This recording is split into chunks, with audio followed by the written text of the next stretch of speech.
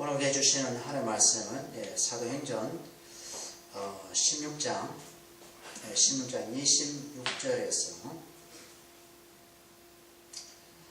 26절에서 34절까지 한 절 한 절 읽으면서 제가 강론하겠습니다. 말씀 전하겠습니다. 먼저 26절입니다. 이에 갑자기 큰 지진이 나서 옥터가 움직이고 문이 곧 다 열리며 모든 사람의 메인 것이 다 벗어진지라. 자, 우리가 이 어떤 정황이 어떠냐면 지난주에 이어서 말씀을 전하는 것인데, 지난주에는 이 바울과 실라가 옥에 이제 갇히는 장면을 이제 보여주고 있습니다. 귀신 들린 자의 주인이 귀신에 쫓겨가니까 그들의 이익이 끊어진 줄 알고 돈벌이가 끊어진 줄 알고 화가 났습니다. 그래서 이유를 뭐가 되냐?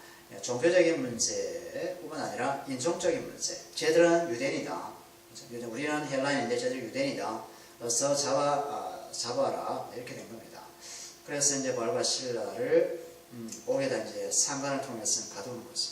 그래서 오히려 정말 귀신 나가는 여성의 주인들이 돈벌이를 하다가 그 하나님의 그 권능과 능력을 보고 예수 그리스도를 믿음으로 나와야 되는데, 그렇게 믿음으로 나오지 않고 돈에 대한 그 끊어짐 때문에 오히려 그 복음 전도자를 핍박하고 이제 조롱하고 감옥에다 넣는 그런 참 희한한 일이 벌어지고 있습니다. 그래서 우리가 세상 사람들에게 예수 그리스도의 복음을 증거해서 그 사람의 그 모든 죄악을 다 예수의 피로 다 씻어내고 하나님의 그 귀하고 영광스러운 존재로 그들을 이끌어냈지만, 그 주변 사람들은 그에 대해서 아랑곳하지 않고 예수님에게 나오기는커녕 오히려 복음 증거하는 자를 핍박하고 조롱하는 그런 것을 우리가 만날 수 있다는 것이겠죠.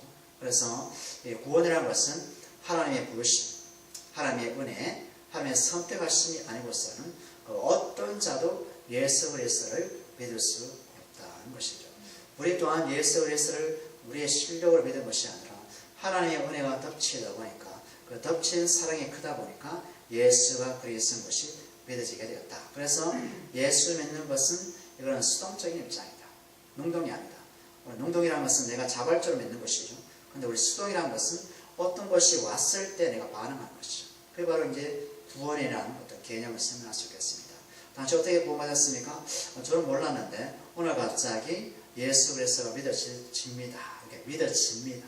믿었습니다. 믿어졌습니다. 이렇게 믿어졌습니다가 수동이죠. 믿습니다 하는 것은 내가 능동이 되는 것은 믿어진 거죠.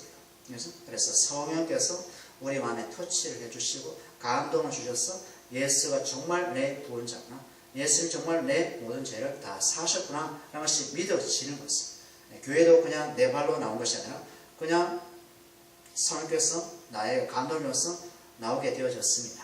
이렇게 나오게 되어졌습니다. 어떻게 일이 이루어졌습니까? 집사님 하면 이것이 그냥 이렇게 되어졌습니다. 주님께서 하셨습니다. 하나님께서 하셨습니다. 이렇게 또 바꿀 수 있겠죠. 그러니까 주체를 하나님이 하셨습니다. 예수님이 하셨습니다. 성령께서 하셨습니다. 혹은 우리가 들어가면 우리가 그렇게 되어졌습니다. 이런 식으로 얘기해야 되겠죠. 그래서 구원이라는 것은 전적인 하나님의 부르심, 그 선택, 그 다음에 전적인 은혜다. 이것은 에베소 1장 말씀처럼 예수 안에서 창세전에, 영원전에, 만세전에 우리를 택하신 하나님의 사랑 때문에 우리가 구원받았다는 것입니다. 이미 구원은 이미 믿음의 세계에서 보게 되면 이미 끝났다. 그래서 믿음의 세계에서 생명책에 농맹된 자만이 한 사람, 두 사람 보게 되어 있고, 생명책에 농맹되지 않는 자는 절대 예수 그리스도를 주님으로 맺을 수 없다는 것입니다. 그래서 정의됐어요. 구원의 숫자는 정의됐어요. 정의된 숫자가 100명이다. 그러면 101명 버틸 수 없어. 100명으로 그냥 세팅 다 되고 100명이 구원받고 종말이 끝나는 겁니다. 근데 그 구원의 수가 몇 명인지 우리는 아무도 알 수 없고, 그리고 예수님이 언제 올지도 아무도 알 수 없습니다. 단지 우리는 누군가가 구원받기를 원했습니다. 우리는.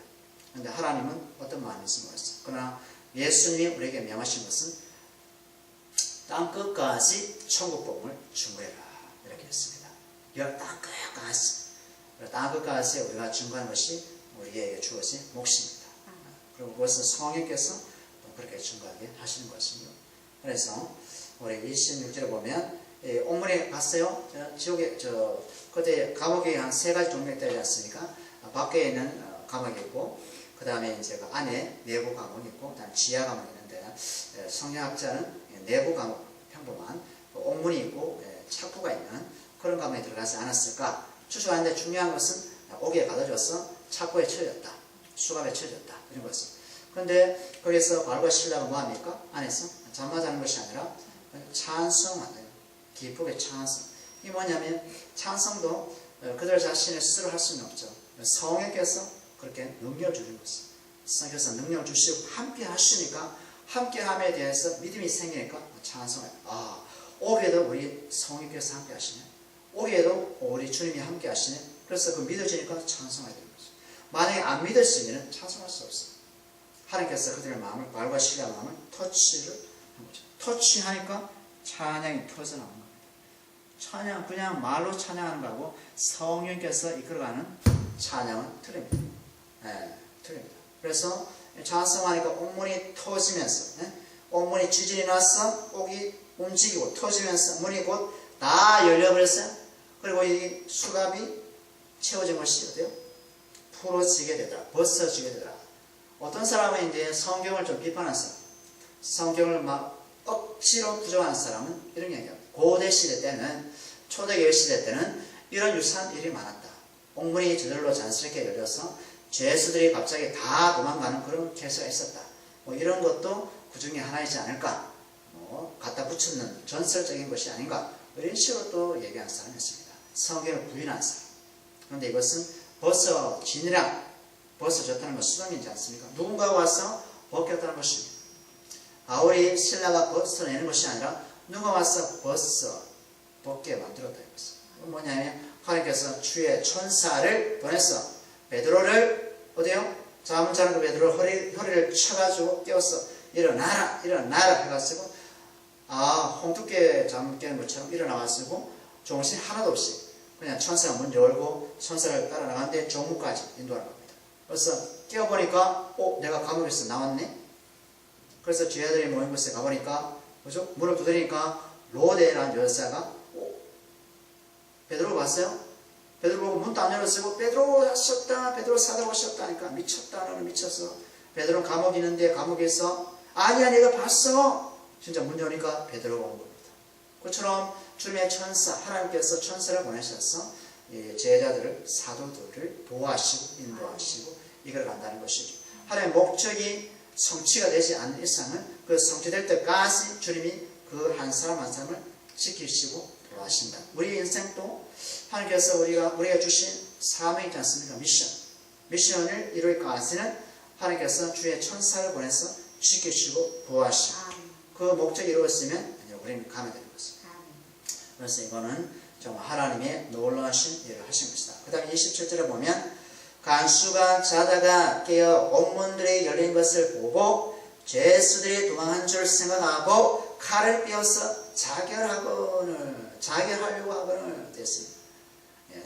이 로마의 법에 있잖아요. 로마 시대의 법에 보면 로마 시대의 법을 보게 되면 죄수가 만약에 옥문을 열고 도망갔다. 그러면 간수 있잖아요. 그 지키는 간수 경비대들은 죄수의 형벌만큼 죄를 받아야 됩니다. 그래서 이 간수가 그 로마에 대한 법을 알고 있었기 때문에 자기가 자신에게 자살을 하려고 딱 폼을 잡은 겁니다. 폼을 잡았어요. 그래서 이 간수는 뭡니까? 바울에 대해서 이미 수송을 통해서 알고 있었어요. 바울이 어떤 사람인가? 하나님의 능력을 행하고 또 하나님의 귀신 들린 여종을 쫓아내는 그런 복음의 전도사에 대한 소문에 대해서 이제 알고 있었거든요. 알고 있었어요. 그래서 이게 뭡니까? 이거는 죄수가 그걸 보고 자신이 도망간 줄 생각하고 칼을 빼어 자결하기를 이렇게 됐어요. 그래서 이제 이 자결하려는 그 모습을 본 바울과 실라는 그대로 있을까? 그대로 있을 수 없는 것이. 왜냐하면 하나님께서 목적이 있죠. 우리 28절에 보면 바울이 크게 소리질러 이르되 내 몸을 상하지 말라 우리가 다 여기 있노라 하니 자, 하나님께서 바울과 실라를 옥에다가 집어넣는 것. 누굴 통해서? 귀신 들린 여성의 주인들을 통해서. 그래서 그런 포즈를 통해서 감옥에다 집어넣는 것도 하나님의 뜻이 있다. 하나님의 계획이 있다. 목적이 있다는 것입니다. 그러니 바울과 실라가 옥에 갇혔어도 뭐가 나온다? 찬양이 터져나오고, 그죠? 감사가 터져나오는 그런 어떤 경험을 한 것이죠. 그러니까 우리가 바울이 구체적으로 찬양을 하면서 구체적으로 그런 어떤 내용에 대해서 기록하지 않았지만은 뭔가 모르게 성령께서 바울에게 뭔가 지시한 것이 있을 거란 말입니다. 너희들이 왜 여기 왔느냐? 그죠? 목적이 있다. 실망하지 말라. 좌절하지 말라. 하나님의 목적이 있으니까 두려워하지 말라. 이런 어떤 지시가 분명히 있었을 거예요. 그죠? 그래서 오늘 보니까 간수가 바로 그런 대상이었다. 복음의 타겟이었다. 복음의 타겟으로서 바울을 딱 만나게 된 것이죠. 자기를 하지 말라. 바울을 하지 말라. 바울이 부르심 받은 목적이 있죠. 나는 죽음이 두렵지 않다. 내가 복음을 증거하는 사명 때문에 내가 이 옥에도 왔다. 라는 의식과 믿음이 있었습니다. 오늘 잠시 바울이 예수하실때 자기 편지를 쓰면서 복음과 자기와의 연관성, 복음과 자기의 연관성에 대해서 한번 살펴보기를 바랍니다. 우리 첫째는 고린도전서, 한번 볼까요? 고린도전서 1장 17절. 고린도전서 1장 17절에 보면 이런 말씀이 있어요. 그리스도께서 나를 보내심은 세례를 베풀게 하려 하심이 아니요 오직 복음을 전하게 하려 하시려되 말의 죄로 하지 아니함은 그리스도의 십자가 헛되지 않게 하려니라. 보세요. 그리스도께서 나를 보내심은 세례 주는 것이 목적이 아니보다 복음을 증거, 오직 복음을 증거하기 위해서 하나님께서 사도 바울을 예수님의 사도로 불렀다는 것입니다. 세례가 목적이 아니라 오직, 중요하죠. 부사 강조용법이죠. 오직 복음을 증거하기 위해서 바울이 부름받았다 하는 것을 분명하게 기억하고 있었어요. 그러니 감옥에 가도 바울은 걱정하지 않는다는 것입니다. 왜요? 성령께서 바울을 충만케 하고 복음의 능력을 충만케 하니까 찬양까지 터지지 않습니까? 그리고 이제 고린도전서 9장 보세요. 고린도전서 9장 14절 보면 고린도전서 9장 14절 이와 같이 주께서도 복음 전하는 자들이 복음으로 말미암아 살리라 명하십니다. 아멘. 자 보세요. 주님께서 복음 증거자는 뭘 증거해야 된다? 복음 증거함으로 산다 이겁니다. 아멘. 네, 복음 증거하는 자가 엉뚱한 일을 한다. 그러면 하나님께서 어떻게 생각할까요? 하나님께서 주신 사명이 있지 않습니까? 목적이 있습니까? 결국 하나님께서 그 영혼을 거꾸로서라도, 아멘. 그 영혼을 거꾸로서라도 뭘 증거한다? 복음을 증거하여서 살게 만든다는 것입니다. 그러니 하나님께서 각 사람에게, 하나님의 자녀들에게 각각의 은사를 주었어요. 다스리는 자, 말씀을 증거하는 자, 복음 전도자, 섬기는 자, 그죠? 다 은사를 주었어요. 은사 받은 대로 우리는 살아갈 수밖에 없다. 특별히 목사나 교사, 성경 교사들은 보다 복음 증거함으로 복음 때문에 사는 그런 자리로 가야 돼요. 이거는 하나님이 정하신 것이고, 바울도 보세요. 복음, 고난이 와도, 핍박이 와도, 조롱이 와도, 목숨이 밑으로도 40의 강한 매를 3번이나 맞아도, 그죠? 강의 위험과 도적의 위험과 강도 위험을 당해도 포기하지 않고 로마까지 복음을 증거하지 않습니까? 나는 죽어도 좋다. 나는 죽어도 좋다. 무엇의 복음 증거로 나는 산다는 겁니다. 아멘. 이런 것이 우리에게 있어야 될 줄 믿습니다. 그래서 이 바울이 감옥에 간 것은 바로 무엇이다? 바로 하나님의 이유 때문에, 아멘. 하나님의 목적 때문에 바울이 간 것입니다. 그래서 오늘 보니까 간수를 만나야 됩니다. 그래서 29절에 보면 간수가 등불을 달라 하여 뛰어들어가 무서워 떨며, 무서워 떨며 바울과 실라 앞에 엎드리더라.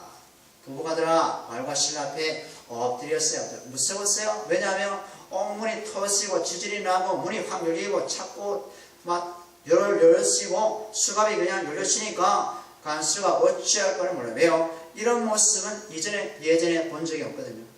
초자연적인 것은 본 적이 없거든요. 그래서 놀라버린 겁니다. 이성적으로 해석하려 해도 해석이 안 되는 겁니다. 바울과 실라가 좀 하나님의 종이고 예수님의 구원의 길을 증거하는 분이라 수송을 통해서 알고 있었지만 정말 현장에서 만나보니까 실제로 하나님의 능력과 권세가 바울과 실라에게 임한 걸 봤거든요. 그래서 엎드린 겁니다. 엎드린. 그래서 간수는 바울과 실라에게 복음 전파 사역을 위해서 뭐죠? 그 자리에 또 있었고 또 바울과 실라는 그 감옥에 또 갔었고 하나님의 작품을 이루기 위해서 하나님의 작품을 이루기 위해서 하나님께서 그것을 다 사전에 그죠? 미리미리 사전에 계획을 다 하신 것이라는 것입니다. 그래서 하나님의 살아계심과 능력을 이 간수는 확인하는 것입니다. 그죠? 보이지 않는 그 하나님께서 바울과 실라를 통해서 보이는 기적을 통해서 지지를 통해서 확인하는 것입니다. 하나님은 정말 살아계시구나. 저 바울 사도의 말이 맞구나. 실라의 말이 맞구나. 내가 저분들의 말을 한번 들어보자. 이랬다는 것은 그런 마음이 있겠죠. 그죠? 그래서 하나님의 종들인 것을 그런 것을 통해서 증거를 얻게 됩니다. 다음에 30절에 보면 그들을 데리고 나가 이르되 선생님들이여 내가 어떻게 하여야 구원을 받으리까 나오잖아요. 선생님 여기 있으면 큐리어스 비슷하게 주님이여 주니시여 이게 높은 존칭인데요. 존칭을 쓴다는데요. 그 다음에 구원에 대해서 어떻게 내가 해야 구원받습니까? 라는 것을 보니까 간수는 뭔가 모르게 그 영적인 세계에 대해서 궁금증이 있었다는 것이죠.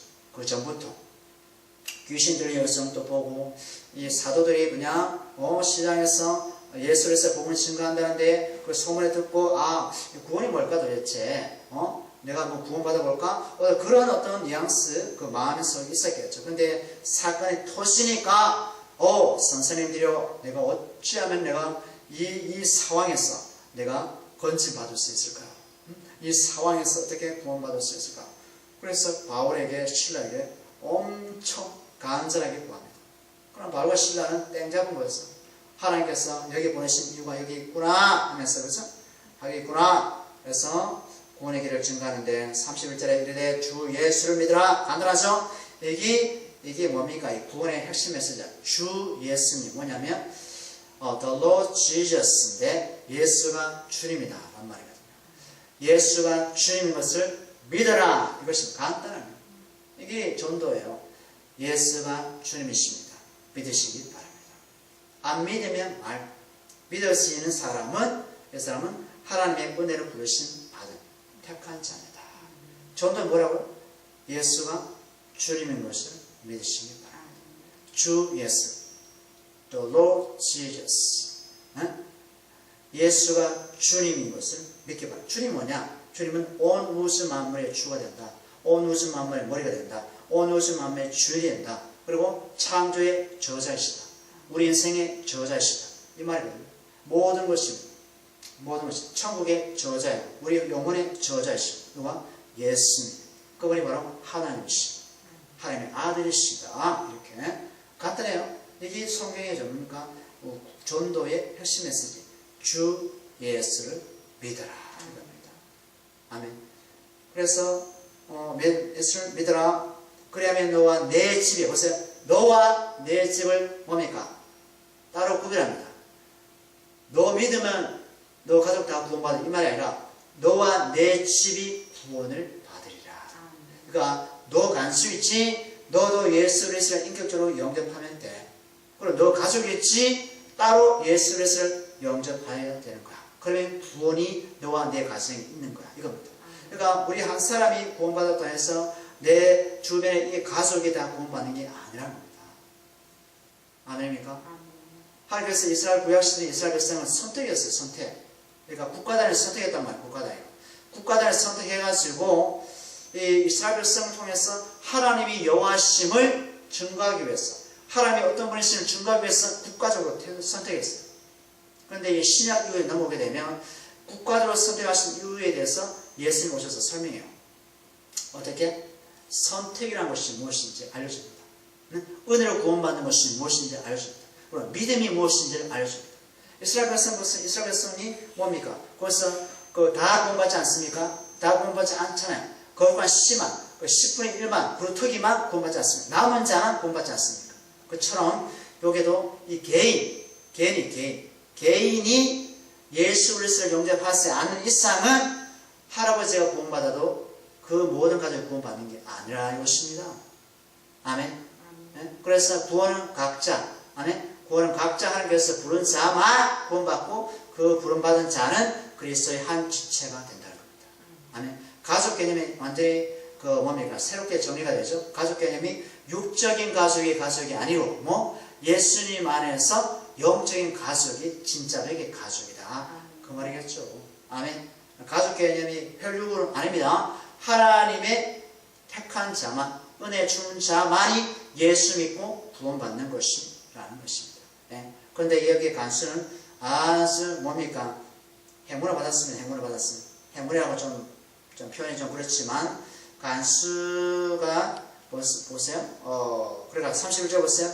이르시되 주 예수를 믿으라. 그러면 내가 내 집이 구원을 받으라 하고 하니까 32절에 뭡니까? 주의 말씀을 그 사람과 그 집에 있는 모든 사람에게 전하더라.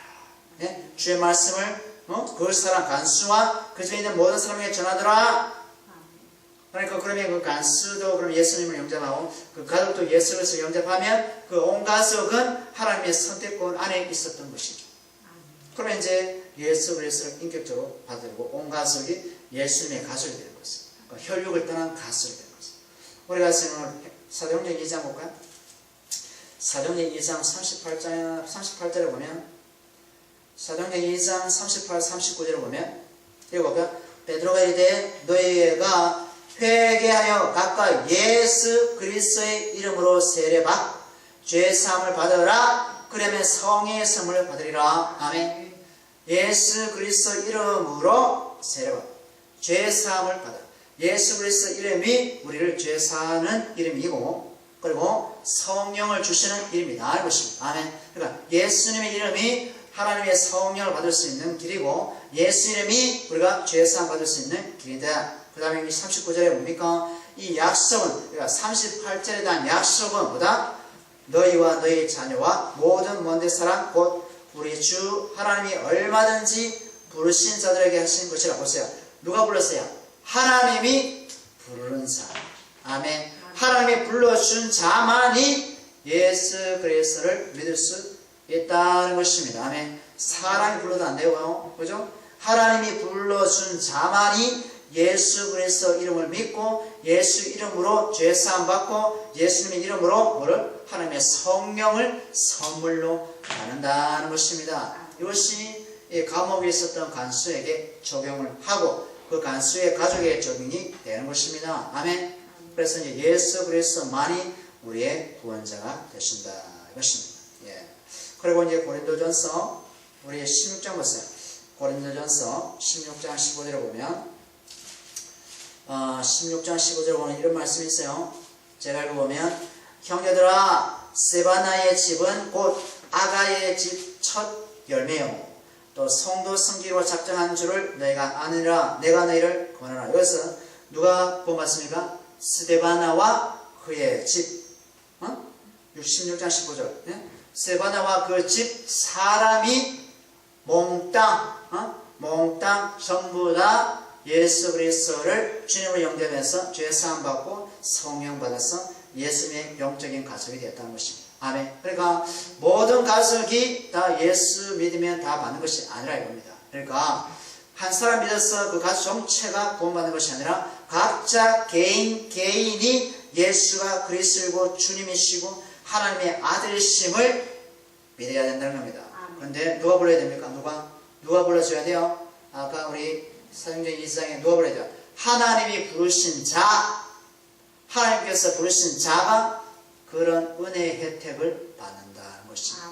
하나님께서 안 불러주면 결코 마음으로 믿을 수 없고 입술로 고백할 수 없다 이것입니다. 왜냐하면 성령이 아니 계시니까. 성령이 아니고서는 예수를 주라 할 수 없다. 그죠? 그 다음에 33절에 보면 그 밤 시각에 간수가 그들을 데려다가 그 맞은 자리를 씻어주고 자기와 그 온 가족이 다 세례를 받은 후에 보세요. 간수가 상비의 지시에 따라서 발과 시라를 매로 쳤는 거 봐요. 엉덩이를 쳤든 뭘 쳤든 쳤는데 그 상처난 자국이 있었어요. 그것을 씻어주고 뭐 했습니까? 그 가족이 몽땅 세례를 받은 후에 34절에 그들을 데리고 자기의 집에 올라가서 음식을 차려주고 그와 그 온 집안이 하나님을 믿음으로 크게 기뻐하더라. 아멘. 자, 예수 그리스도를 믿으니까 뭐가 일어나요? 중요한 것은 기쁨이 있다는 것입니다. 아멘. 예수 그리스도가 옛사람을 십자가에 못 박고 이제는 새로운 피조물, 새 사람 된 사람은 세상이 달라져 보인다는 것입니다. 우리가 이제 무슬림 형제가 코란경을 읽고 예수 그리스도를 발견하고 또 그가 너무 답답한 나머지 정말 알라가 하나님이신지 정말 크리스찬이 믿고 있는 하나님이 하나님이신지 나에게 증거를 보여주시옵소서 라고 이제 눈물 흘리면서 이제 기도했는데 세 가지의 꿈을 줬다고 합니다. 세 가지의 꿈. 첫째, 둘째, 셋째. 첫째, 둘째는 너무 클리어하지 않는, 너무 명확하지 않는 또 해석을 해야 되는데 정확하게 해석할 수도 없고 그래서 세 번째 분명한 내가 알 수 있는 하나님이요 내가 알 수 있는 그런 꿈을 주시기 원합니다. 세 번째는 누구나 알 수 있는 그 꿈을 줬다고 합니다. 그래서 누가복음 17장 말씀처럼 좁은 길로 가는 사람은 적으니 협착하니 아무나 그곳에 갈 수 없다. 이것입니다. 그 안에서 초청해 준 사람이 없으면 그 좁은 길로 갈 수 없다. 초청해 줘서 가야지만 그 길을 갈 수 있다. 그 꿈이 그 이미지가 똑같이 그려집니다. 똑같이 그려집니다. 그래서 그 사람이 예수 그리스도를 영접하고 세상 보니까 사람 보니까 너무 달라 보이더라고요. 이슬람 교도들을 보도 너무 달라 보이더라고요. 또 형제자매를 보니까 너무 달라 보여요. 완전히 새 사람 되어서 예수님의 시각과 예수님의 눈으로 보니까 너무 기쁜 거예요. 그러니까 이 간수하고 가족들도 예수님을 영접하고 성령을 충만하니까 바울과 실라처럼 감옥에서도 어때? 기뻐 찬성하더라는 것입니다. 아멘. 여기 우리가 보세요. 누가복음 2장 볼까요? 누가복음 2장 10절. 누가복음 2장 10절에 보면 누가복음 2장 10절에 보면 자 10절에 보면 천사가 이르되 무서워하지 말라 보라 내가 온 백성에게 미칠 큰 기쁨의 좋은 소식을 내게 전하노라. 아멘. 누가복음 2장 10절입니다. 보세요. 천사가 누구요? 천사가 목자들의 예수님의 탄생을 얘기하는데 무서워하지 말라 얘들아 보라 내가 온 백성이 미칠 큰 기쁨의 소식, 좋은 소식. 좋은 소식이 뭡니까? 복음이죠. 복음의 기쁜 소식을 내가 내게 증거하기 위해서 내가 왔다. 이것입니다. 그래서 복음을 영접한 자는 뭐가 예수를 믿으라, 주 예수를 믿으라는 복음을 영접한 자는 그 마음 뭐가 있다? 기쁨, 세상에 알 수 없는 기쁨이 있다는 것입니다. 그 다음에 요한복음 16장 볼까요? 요한복음 16장 22절 보세요. 요한복음 16장 22절을 보면 22절을 볼까요? 지금은 너희가 근심하라 내가 다시 너희를 보리니 너희 마음이 기쁠 것이요 너희 기쁨을 빼앗을 자가 없으리라. 아멘. 내가 예수님이 올려가니까 예수님이 십자가에 죽으시고 당장 아버지 하나님께 가니까 저희들이 근심하는 겁니다. 그러나 근심하지 말라. 그죠? 너희에게 기쁨이 있을 것이니 너희 기쁨을 빼앗을 자가 없도다. 그 다음 24절 보세요. 24절 지금까지 너희가 내 이름으로 아무것도 구하지 아니하였으나 구하라 그리하면 받으리니 너희 기쁨이 충만하리라. 아멘.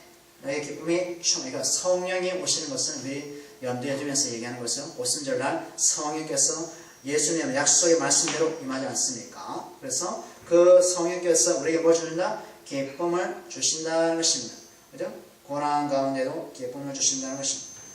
그 다음에 마지막 고린도후서 8장 볼까요?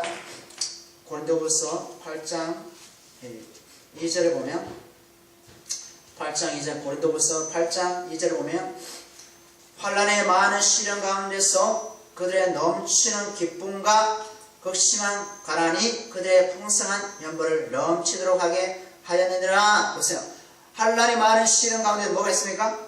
그들에게 뭐 기쁨이 있고 뭐 마게도냐 사람들에게죠. 마게도냐 교인들 사람들 극심한 가난에게도 그들의 풍성함이 있다는 것입니다. 그러니 우리 그리스도인들 성도들 하나님의 자녀들은 환난과 공고 속에도 좌절하는 낙심한 항상 뭐가 있다? 기쁨이 있다는 것이 왜요? 그들 안에 하나님의 성령이 계시기 때문에 아멘. 가난 속에도 뭐가 있다? 풍성함이 있다는 것입니다.